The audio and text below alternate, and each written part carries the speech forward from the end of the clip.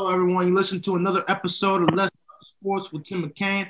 I am here with Jarel "Snap" Murray. How you doing today, brother? I'm doing all right, man. How you doing? Doing good. I'm doing good. So, when I did the interview, when I was setting up the interview with you, I always do research, and the first thing that I noticed about you was your social media presence. You wrote a letter to Wilmington, talking about your experience and your growth as a man, as a fighter. And it's just something that I wanted to point out. And it's just there's so many things there that there's so much that you can dive into. So the first thing I want to dive into is you said, I can't change the city. I can't change the world, but I can change views and how people look at things. I think what you need to do is change yourself. And that's where it starts. So for you in your life, where did that change start? When did you visualize, when did you see to yourself, okay, I need to make a change? And then when did you make that change? Really, we all have a past, and I'm not ashamed of mine. And I love to share my story because it actually opens up people's minds and it encourages them to actually take steps to better themselves. But I'm from the streets, man. Point blank like that. I'm from the streets, and I had a couple trips to prison early before I even turned to 21. I'd been to prison twice, and just sitting back, coming from being an honor student all my life, and just happened to be around I won't say the wrong crowds because I had a bright mind, but just making the wrong decisions for myself. It just put me in a place sitting in there, seeing the environment that I was in, the things that I was going through. And it was just like, I'm worth better than this. I'm worth much more. And for the fact that I'm actually still here, being 25 years old and knowing so many people that passed and didn't even make it to 21, there's a purpose for me being here. God has a purpose for me. And I had to take whatever I knew and use it to better myself, find a way. Yes, sir. Yes, sir. So what would you tell a young kid who he sees the success of what brothers did in the past, like what you did in the past. They see the success and he's like, well, if I work a regular 9-to-5 job, I'm only getting a certain amount of money. But when I'm gangbanging or when I'm selling, I make more money. So what are some of the things that you would tell a youth or tell a brother, you know what I'm saying? What are some of the things you would tell him to have him change his ways, his perspective? A lot of people they look up to the wrong people.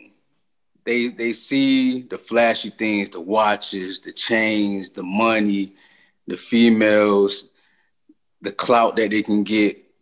And it's not all about that. All that comes according to what you do. All I would say to them as far as advice is to find yourself first. Don't try to find yourself into somebody else. Find yourself within yourself. Find out what you love to do, what you like to do, your hobbies, your God-given talents, and pursue them. Go forth with them. Don't give up. Just keep going. Whatever you feel like you're good at, no matter what nobody else says to you, because there's going to be haters there. They're going to tell you, this not for you. Try something else. Don't listen to that. If you feel like that's for you, strive for it. Keep going. Yes, sir. Yes, sir. So when did you find that thing for you? When did you find your passion in the fight game? I won't say that I grew up just an angry child, but I always found myself in physical confrontations. So I was always in fights growing up and always had the upper hand when it came to that. But what actually caught my eye, I remember back in 6th grade, I went over to one of my brothers to get a ride to school. And he was like, you want to watch a movie? I got this cool movie on Michael J. White, Undisputed. And I was just amazed. I'm like, yo, I love to fight, and I just love the arts of it. And I'm just like, man, you actually can do this and make money legally. So that's what actually caught my attention watching Undisputed. And it took a while because I went through, I wrestled in high school. I did a little boxing training here and there. But like I said, I had my decisions that led me elsewhere. But as soon as I caught on to it, I got myself straight, and I actually reached out directly to Derek Brunson through Facebook. A very great guy. He's like a big brother to me, man. If it wasn't for him, I wouldn't be where I am today. But he actually responded back to me. He's a native from Wilmington also. And he paved the way for me. He gave me instructions on who to contact. And within, I think, the next month or a month and a half, I was having my first amateur fight. Yes, sir. Yes, sir. Before I start my next question, move up the camera a little bit. It's blocking some of you. It's blocking my edge up. Now I got to fool you. Now people see the fresh cut. You know. Yeah. Okay.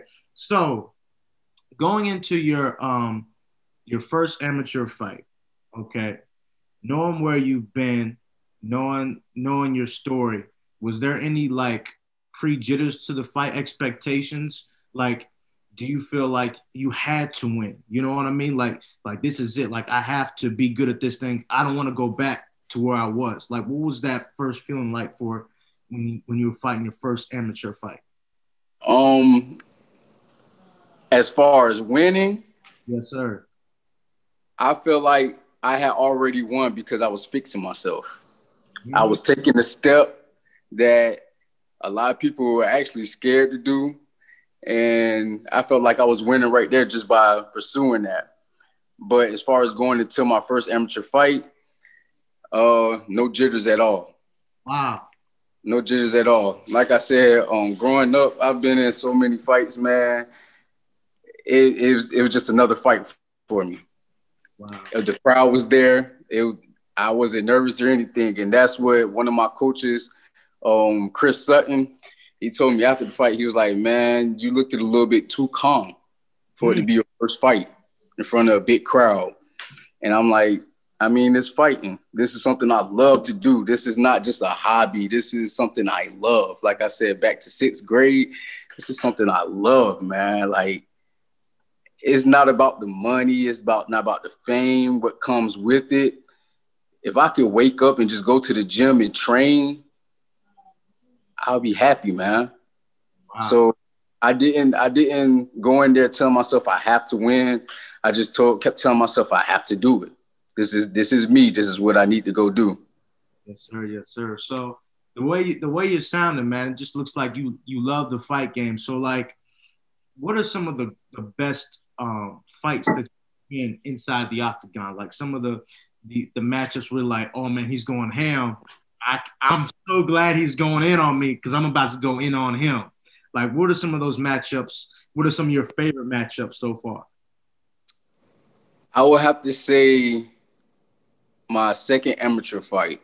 Okay. It was against Joseph Morgan, and we fought in Wilmington, North Carolina at the Independence Mall. I liked that one because it was an up and down fight. We were at the beginning, we were trying to feel each other out. We didn't really know too much. We were both still fresh within the MMA world. And he had a jiu-jitsu and Muay Thai background. And I was more of a street, a little bit of boxing, a little bit of wrestling, still trying to get the hang of it. And I don't know, I have a great awareness. So I just pay attention. I don't know. I feel like it's a gift for me to be able to catch on to things real quick. He was doing what he had to do, and I was blocking and countering him. I hit him a couple times, and just to hear the crowd oohing and awing, that's my motivation right there. Wow.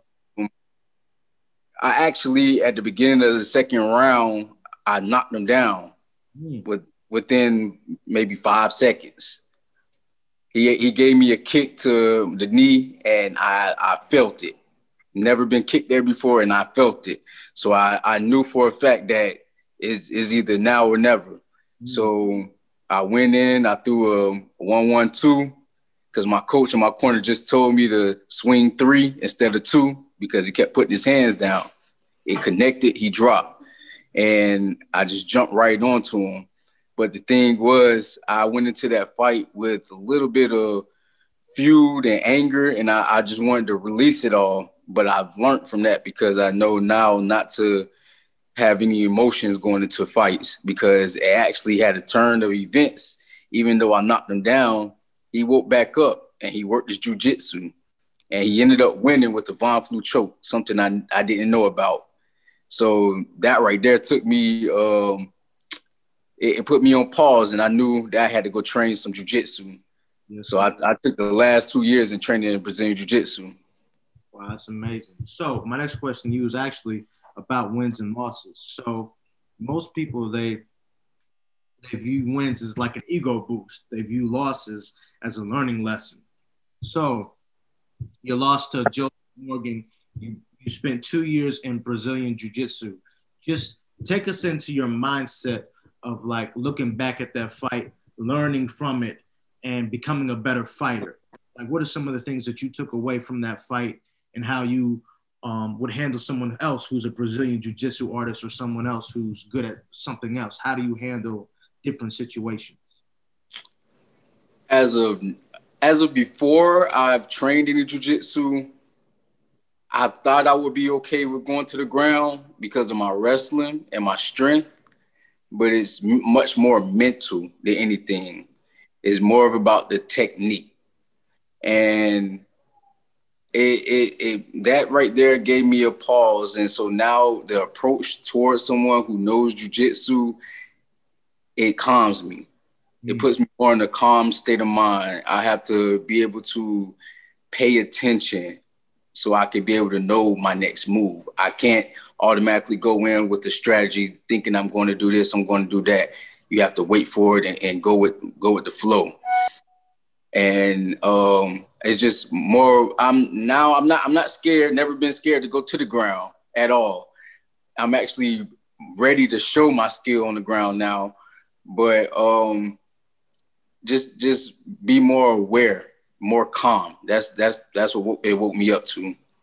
Yes, sir. Yes, sir. So you talked about it earlier. You talked about your relationship with Derek Brunson, how he's a big brother.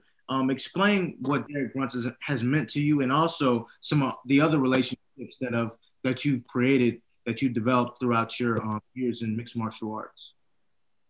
Oh, man, Derek is anybody would tell you, man, that he's a great man. He basically wants the same things that I'm working towards, helping the youth. He wants to take the kids or the younger generation out of the streets and give them some type of motivation, some type of encouragement, a path where they can separate themselves from the troubles that they're used to and be able to do better in life, progress, man. Like I said, I can't do nothing but thank him because I wouldn't be where I was if it wasn't for him. He trains us in jiu-jitsu. He has great other coaches there. Dre Hurd. It was Chris Sutton at one point who was teaching me at Brazilian Jiu-Jitsu.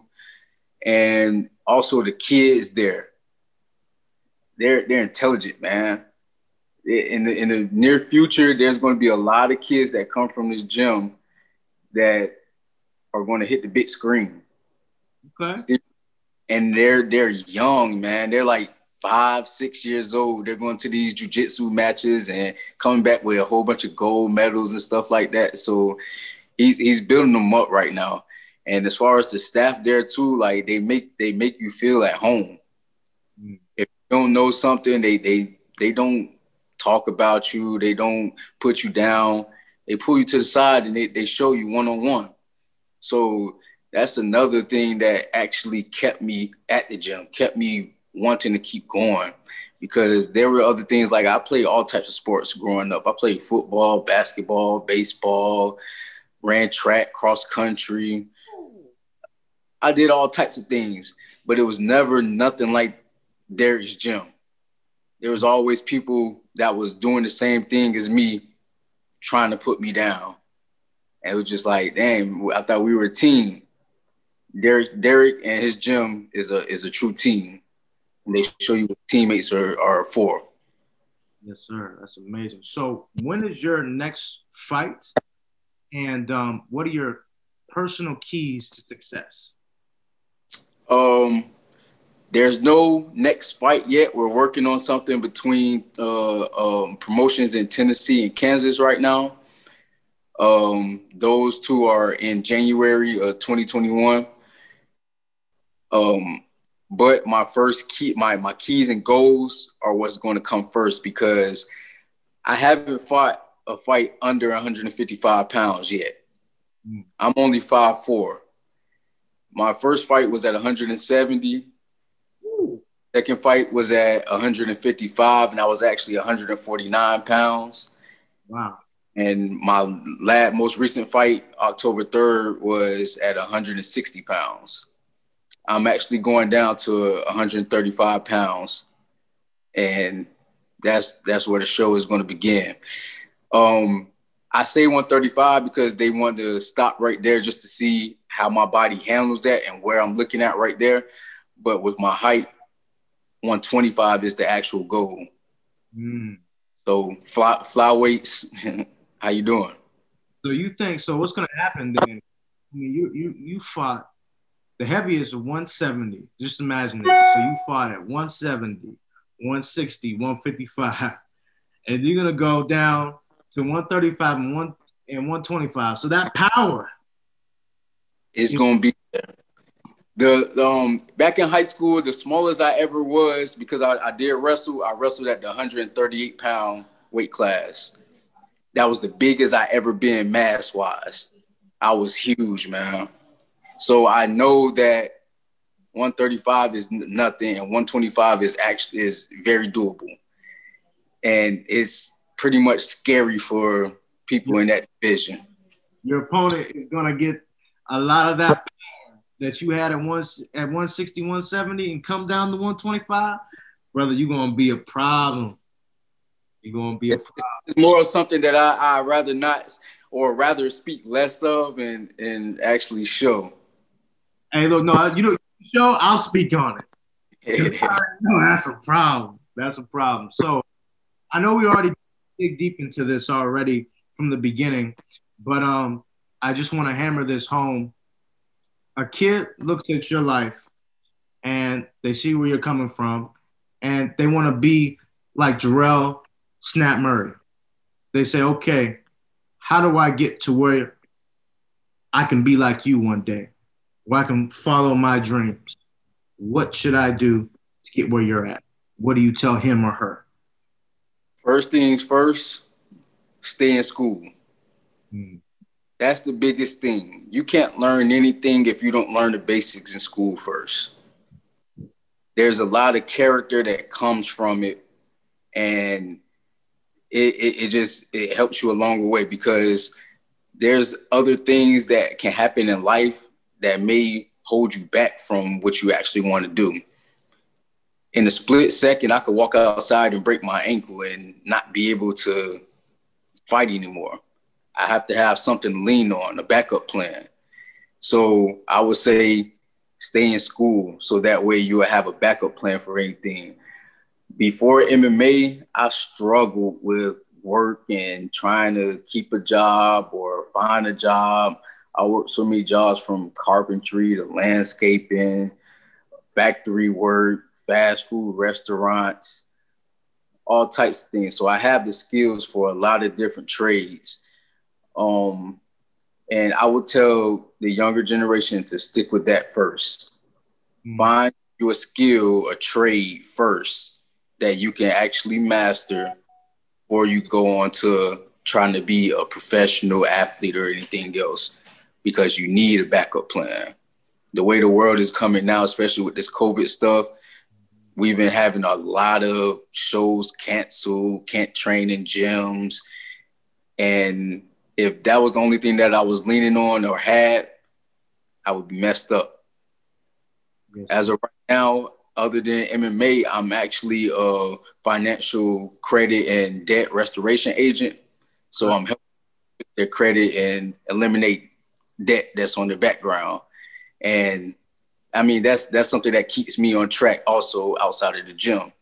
So it's not all about just the sports and everything. It's that school first. You cannot do anything without the school first. I didn't even graduate high school. I was kicked out my senior year, and after going to prison, my number one goal was to get my GED, and that's what I did. So, yes, sir. So, speaking of backup plans, you're a financial agent now, but as you begin to get money as a mixed martial artist, right? What are some of the things that you would want to do after your career is up, after you made the money, after you made the several hundreds of thousands to millions of dollars? Like, how would you use your money to invest not only in your businesses, and what businesses would you want to invest in, and also what do you think you would want to do to invest into your community? I feel like my purpose here on earth is for the younger generation. Live for the kids, man. So with that, whatever I get is going to go into them. I want to make sure I can bring as many younger people out of the streets as I can. I've been there. I've done that. So there's nothing that you could tell me that I haven't done. So I have that relation and connection with them. And it's easy for me to connect to them, man. My very first job was a summer camp counselor. So it's been to me to help kids, to be around kids, just to give them somebody that they can look up to that's actually positive, not telling them, hey, here goes some drugs, go make some money. That's the wrong way, man. That's the way I had to do it just because I was lost. I didn't have a true person to look up to, somebody right there holding my hand or guiding me the right way. And my own way. And man, I don't want to see any other kids, especially the ones around me or in my community, have to go through the same thing, because it doesn't always have the outcome that I have. Like I said, there's so many people that I grew up with they aren't here. Yeah. They aren't here. Just this year alone, I've lost 10 people already. So that's my biggest goal, and that's my main motivation, is to be able to be just that person that the younger generation can look up to, man. Keep them out of harm's way, and to stop the violence also, man. Just give them ways that they can have something to do to keep their minds on the positive route. Keep them just from out of the streets, man. There's nothing there. It's either prison or death. That's the only outcome. Positivity, education, development, and growth. That is what Jarel Snap Murry is about. All about.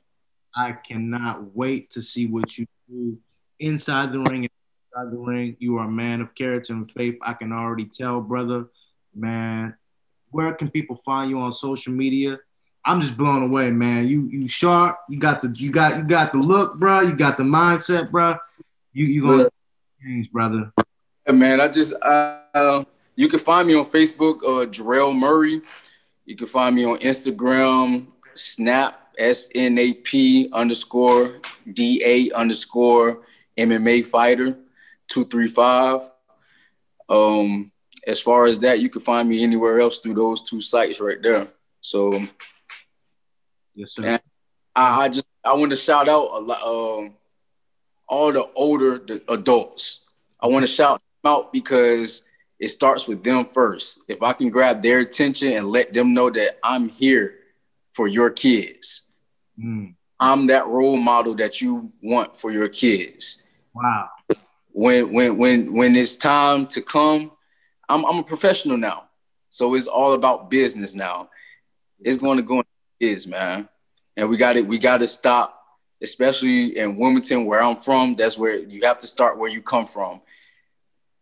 We have to stop the violence there, man. We have to bring these kids out and give them a way to see that there's more life. There's a better route. There's more outside of North Carolina that they need to see to be able to push them and give them some type of encouragement and something to look forward to, man. I actually grew up back and forth from Wilmington and Chicago. I'm actually in Chicago now. Just coming back after I turned pro, I was like, hey, it's time. I've been going for 10 years, time to go back to this side of the family. But I've been in the rough parts of the streets in Chicago also. So, and I'm not telling you, when it comes to the street stuff, man, there's nothing you can't tell me. I've been there, done that. And I want to stop it, man. Sir, absolutely, man. You definitely will be one of the voices for that, for sure, for years to come. Thank you, brother. Really appreciate you, man. Not wait to see you in your next steps. You're going to do big things, brother. I appreciate you, man. This is all part of God's plan. Amen, brother. Amen. Hey, dog, appreciate you. You know, the first person, my editor, he's going to edit this part out. But you remind me, the way you sound, the way you carry yourself, it's kind of like Master P's son. Very similar, bro. Very similar. The way you talk, the way it's like you almost sound the same. It's like, dang, I'm getting educated for real. Right. So I really appreciate you, man. This was big, bro. You a great dude, bro. Appreciate it. You're a great dude too, also, man. All these interviews, I've been paying attention to you, bro. You're giving people hope. They see somebody actually wants to interview them and talk about their life. It motivates them to keep doing what they're doing. So I kudos to you, bro. For real. Thank you, brother. I appreciate you. My editor, as soon as he finishes up, I will send this video to you. All right, man. I appreciate you, man. Appreciate you, brother. Have a blessed day. God bless.